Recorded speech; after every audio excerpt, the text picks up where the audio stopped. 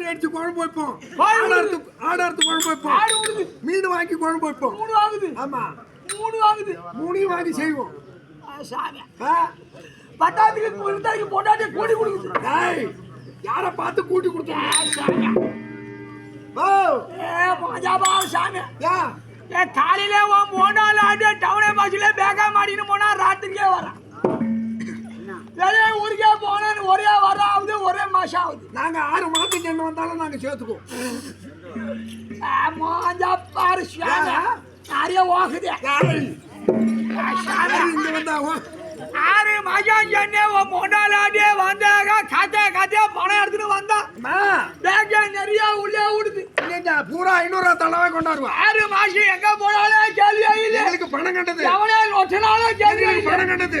மூஞ்சப்பாரு சாமி எங்க ஷாதிலே சாமி விருந்தாளி வந்தா